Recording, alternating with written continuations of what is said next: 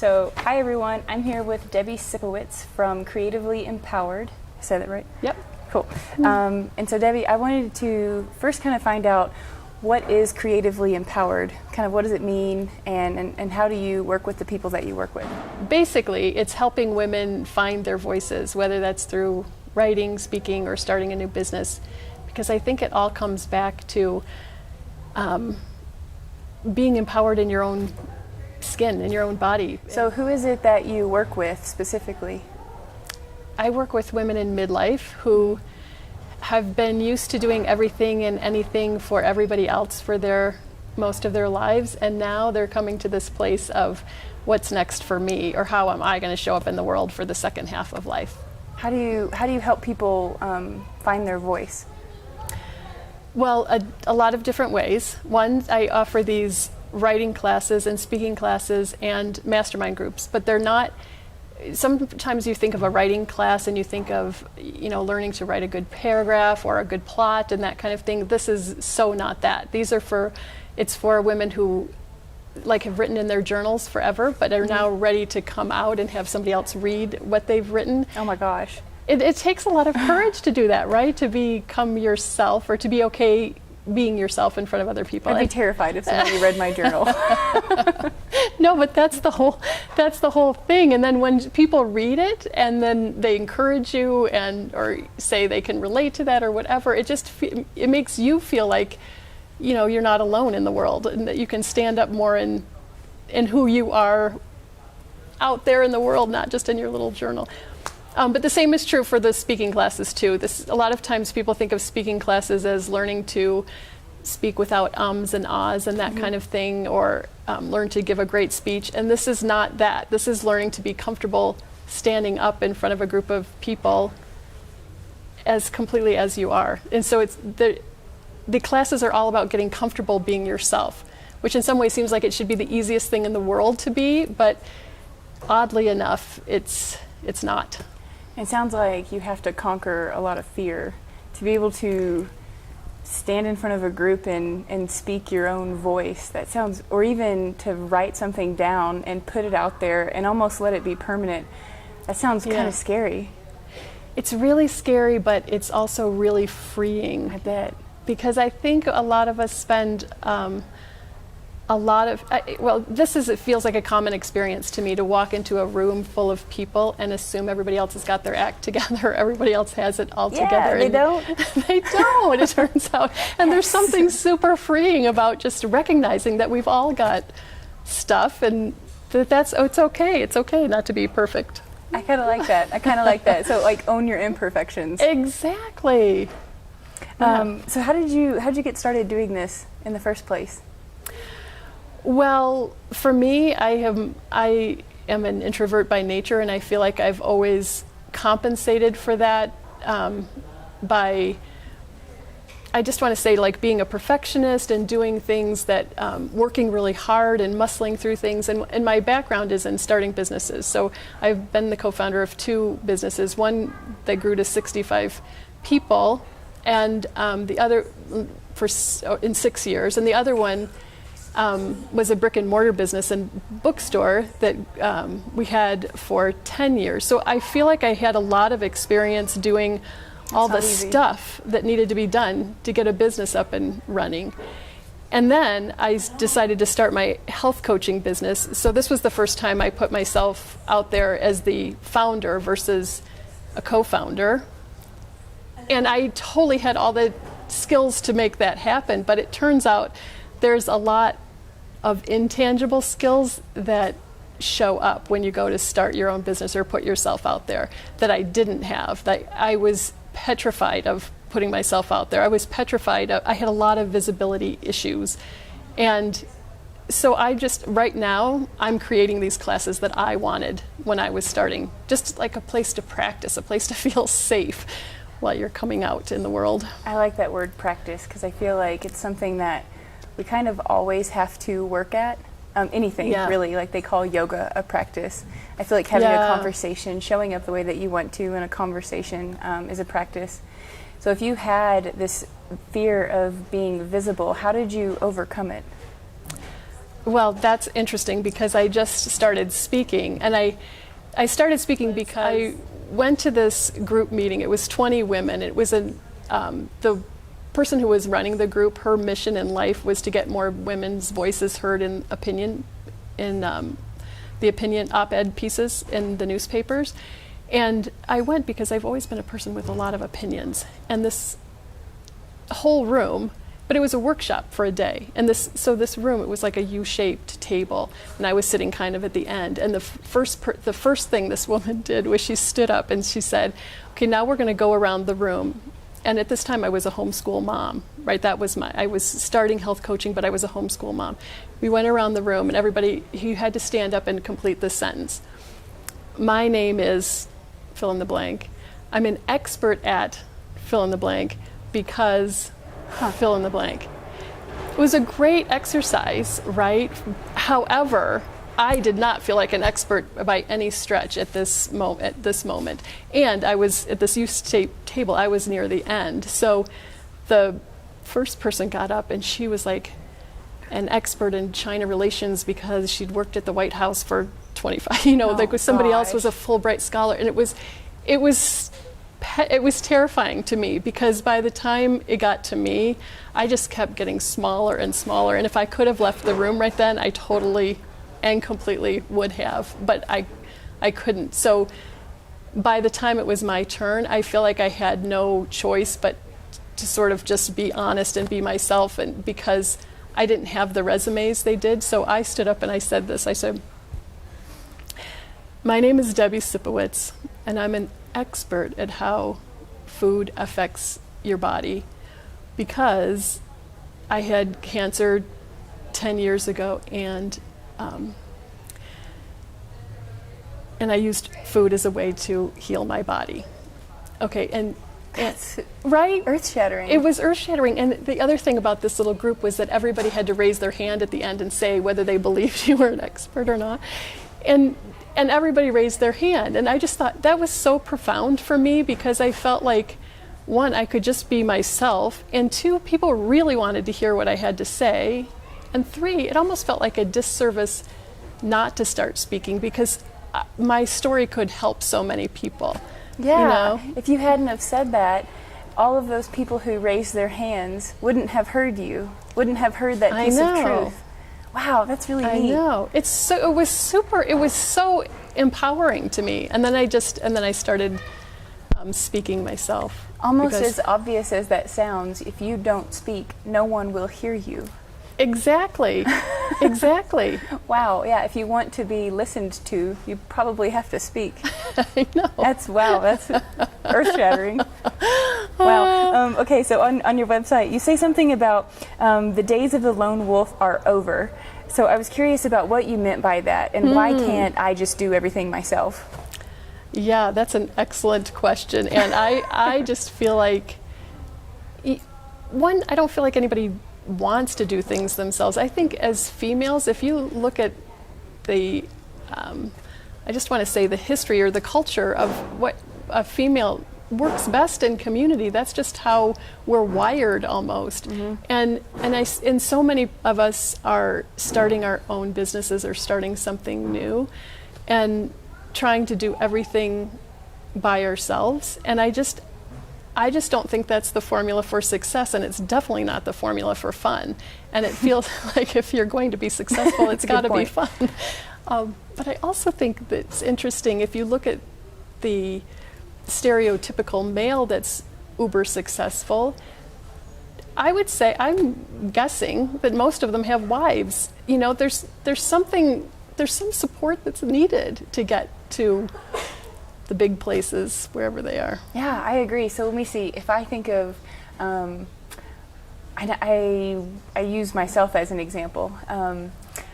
I think I have to clean the house. I've got to make sure I get dinner ready. I have to make sure that I market for my business and that I am keeping track of my clients and I'm doing my bookkeeping. And I feel like if I don't do it, nobody else will. I know. Isn't that crazy? Mm-hmm. How do we retrain that way of thinking? Or how do we reach out for support? I think you have to start reaching out for support. And I don't think it's something that most of us are used to doing because, and especially the people that the women that I work with, because so many women that I work with are used to doing everything for everybody. But sooner or later, this is what I see anyway, that you become overwhelmed and you just kind of crash and burn. And so then the whole world misses out on all your talents and gifts. And that is just such a pain point for me, to see all these talented, beautiful, incredibly creative women not being able to, make it. Yeah, I totally get that. One thing that I kind of chuckled at whenever you said it was, it's certainly not the fun way to do it. It's not the fun way to do it. And you talk about this, and this kind of seems like it's your personality, to do all of this playfully. And so I was curious about the concept of doing things playfully, and maybe even the importance of play, and what your take on that was. I think play is so important because, from my health experience, I know that life is short, and I just feel like it was such a wake-up call to me on so many levels. In so many ways, it was the best thing that ever happened to me, because I see that life is short. Like, you have to be in the moment, and everybody always says that, but it's really, really hard to do, to just be and make it feel like this could be your last day here. But when you've had an experience where, like, there's a wake-up call around it, where you have felt that, like, I just feel like it changes your whole perspective, and you feel like you sort of are obligated to enjoy it. And I really believe that enjoying it is the way to success, not the other way around. You don't get to success and then start enjoying your life. You start enjoying your life, and then you get to success. That's a really good thing to point out. I think a lot of times, I know sometimes I have thought this, that if I make this amount of money, or if I, what's another one? Like, if I lose this amount of weight, whatever it is, whenever I do this, then I'll be happy. Or whenever I pass this test, then I can be happy. But really, the being happy throughout the entire process might make the whole process a little bit easier to endure, and getting to the goal a little bit happier when you get there. I don't know. That's a really, I think, overlooked but very poignant fact. I think so. We have to switch it up. Most of us live under the do, have, be model. We do something, and then we get something, and then we can be something. When the real way is just to reverse it. Like, we have to be that, and then we can have that, and then we can do that. But I swear by it, though. I do think there's something to it. I think you're right. I with a coach of mine once, I was really bogged down by the things that I needed to accomplish that I hadn't accomplished yet. And so she sat me down and she said, okay, now write, which I think is a really helpful tool, putting the pen to the paper. But she said, write down everything that you would experience once you get this goal. Oh, that's great. And I did. I wrote it all down. And then I looked at it, and there wasn't a single thing on the list that I could not start doing right now. Yeah, that's super interesting, right? Yeah, that was such an eye-opener. So on that note, kind of writing, I was curious about, I feel like writing is very important. And I think speaking in our voice is very important. Stories in general are incredibly helpful to other people. But why is that? Why do we write things down? What's the purpose of, why do we care about stories? I just think people become more human when you hear their story. I think even in the most mundane example, if you run into somebody in a grocery store and they're just mean as all get out, or grumpy as anything, and then you hear their story, I think it changes everything. It just makes us more compassionate human beings. And I think the value of writing stories down is that we have a lot of stories in our head, it turns out, but we don't generally share them with somebody. And even in my writing groups, because they're all prompt related. If somebody will come to this group without having any stories in their head, like I don't know what I'm going to write about, but all you have to do is put a prompt in front of them, and a lot of stories start showing up. And it's, I just think there's huge value in it. And to me, having those stories written down when you go, if you're a person who wants to speak on stage or something, having a lot of stories in your back pocket to use as examples for things is super helpful too. That's a really good point. I'm kind of struck by one of my favorite sayings. I don't even know if this is a saying, but I heard it somewhere. When you tell your story, I see myself. Yeah. And I'm kind of struck by, you were telling your story of, you had cancer. Yeah. And you beat it. Yeah. And it seems like that kind of gave you this new lease on life, that you should really go for the things that you want to go for, and even if it scares you, kind of lean into it. And then speaking in front of that group, and now you encourage other women to do the same, whether that's through their audible voice or whether that's through their pen and paper, so that they can share their stories, and they can make impacts on other people who either hear them or read them in the same way that your story has made an impact on me, and hopefully has made an impact on some people watching. That's very full circle. Yeah. Yeah. And I think the other benefit to me is just the shedding of the layers, so that you do become okay with being yourself and only yourself in front of other people. And that's what I learned that day. And as I stood up there without a resume full of scholarships and working for the White House, which everybody else in the room had, you just learn, like, I'm okay being who I am, because we're all part of the puzzle, right? We can't all be the same shape. It doesn't make any sense. Yeah. And if a round peg was up there talking the whole time, but I'm a square hole, like that round peg, I'm just not gonna get it. Like, I need a square peg to get up there and talk. Exactly. So we need all kinds of pegs getting up there and talking. It doesn't matter what kind of credentials you have. I love exactly. that. That's cool. One thing, I kind of like asking this question. I started asking it in my interviews just as a whim, but now I kind of want to keep doing it. If you were to have a big dream right now, whether that's with your business or in your personal life, or whatever woo-woo dream that you can think of, what is your dream?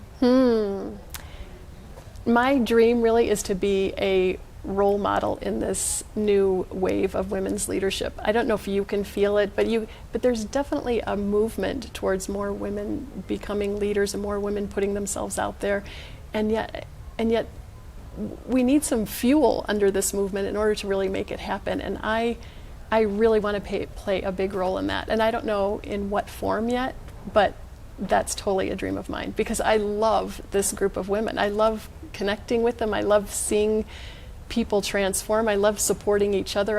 I just think there's so much power in that. It gives me goosebumps. I love that. Like, of this, like, woman power fire, like you want to be the gasoline and give them the tools to, I like what you're talking about. I feel like it all kind of comes together. The idea of going out there and being this lone wolf, and but like having people to help you, having someone like you to help me say my story, or to write my story, or to listen to my own story. I feel like that's incredibly helpful. Yeah. And vice versa. Like, it's not, we're all each other's teachers, right? I get so much out of hearing these incredible stories, whether that's written or spoken, and it's just really, really fun. So what kind of people could most benefit from working with you, and how can they get a hold of you? Well, I think it depends on what your comfort zone is, because I'm all about getting out of your comfort zone, because I think that's how you grow. And some people are journal writers. Like, if you're a journal writer and just want to take the next step, that's an awesome person for a writing group. If you're somebody who's like been toying with putting yourself out there more, I had one woman in my speaking group the last time who has been writing children's books on the sides, and she knows that sometime she wants to get out and speak about it or do interviews, but she didn't feel comfortable doing it. She's ideal for this kind of group. And even the masterminds are all about women who are starting businesses in some form and want to get together as a group occasionally to support each other. It's like having 5 people on your team instead of being the lone wolf. Those are really powerful too. Yeah, I like that. Yeah. How can, so if someone is interested in your writing groups or your mastermind or your speaking type of classes, how can they find you? Is it all the same website, or is there different things? Creativelyempowered.com. Creativelyempowered.com. Cool. And is there anything else that you'd like to share that I haven't asked you? any other little nugget of wisdom? No, I don't think so. But I completely honor you and appreciate you for doing it, because this is actually, interviewing women has always been a dream of mine, but for some reason I can't get that ball rolling, so I love that you're out there doing it. Good for you. Yeah, well, I'll tell you, we were talking about fear whenever it came around to your time at the table. Every single time I do one of these interviews, I get so nervous. I'm so sweaty on the inside right now. But I kind of feel that's that same thing of just putting yourself out there and being heard, and allowing for someone as brilliant as you to be heard. It's going to help so many people. It totally is. So yeah, thank you for being willing to come here and talk with me about this and putting up with my sweaty nervousness. Yes, thank you. And that's it. Bye. Thank you. Bye. Thyroid. And I just felt that's like that what was I wanted to ask you about. Fascinating. I almost asked you that in the middle of the interview, but I didn't want to, just in case. Yeah. I wanted to ask what kind of cancer it was. So it was in your throat. Which I find fascinating, honestly, from a, woo-woo thing. That's crazy. Yeah. So, that's it's very interesting. So your throat was wanting to be heard. I totally believe that. Like, for 100%, I believe that. Huh, that's so neat. Yeah, I've just seen it over and over again. Like, if a lot of times we'll lose a lot of personal power when we're younger in regards to food, because that's the work that I do. Maybe like around a dinner table and you didn't feel heard, or there was a big thing in the family that no one spoke about, or like something that you felt very frustrated with, and or you felt very other or whatever, and then we carry those things into adulthood, and it can manifest in a lot of different ways, and it plays out through food, because we do that all day every day, and that's really interesting. You think about when I eat, that's one of the most obvious, not obvious really, but I mean really, it's feeding our body. It's an act of love, so I feel like any kind of issue surrounding love can sometimes be played out through food very easily. I'm still recording this just because I feel like it's good stuff. I feel like there's something about like if I think about digestion, it's really important, and when things don't come out, that's very toxic. Same thing with thoughts. Definitely. Like if everything is stuck up in here and I'm never digesting it and I'm never getting it out, I feel like that can be really toxic to the body also. It's just not as measurable. So it seems woo-woo, but I feel like it's physiologically true. It is. There's zero doubt in my mind that that's true. 100% I believe that. Even when I was doing health coaching, I remember being fascinated by how people would describe their situations. And I remember one woman who, like, she just said, she was very overweight, and she wanted, and then she was taking care of her aging mother at the time, and she would just say, it just feels like such a weight. Like, everything was all, she used the same language, and there was another woman she really wanted to get married to this guy she was living with, and he wasn't. She just said he's just not moving, like he just won't make a move. And this was her complaint to me, but her physical ailments was she was really constipated, and nothing was moving. And it was so fascinating. Yeah, fascinating. I don't know. It seems like you are perfectly suited for what you do because of everything that you have done. And that's why I will tell people always it was the best thing that ever happened to me, even though, of course I wouldn't wish it on anyone. And it was traumatic beyond belief, but I feel like I made a switch. Like before that, I muscled my way into everything, and I'm good at it. Like I'm a straight A student, I can get anything done, but not from that. Like it was all head for me, and I could feel like this like opened my heart, and it was just a really different experience from that point forward. That's really cool. Different. Very cool. Isn't it funny how I feel like we're given very interesting teachers Yeah. sometimes. Yeah. If you can recognize them as teachers. Mm-hmm. Yeah, I think that might be a pretty good distinguishing factor between people. But yeah, being able, I think doing what you do and helping people to listen to those teachers is pretty cool. It's so cool. Like it's almost like nothing more fun. I agree. Well, thank you. Thank you so much.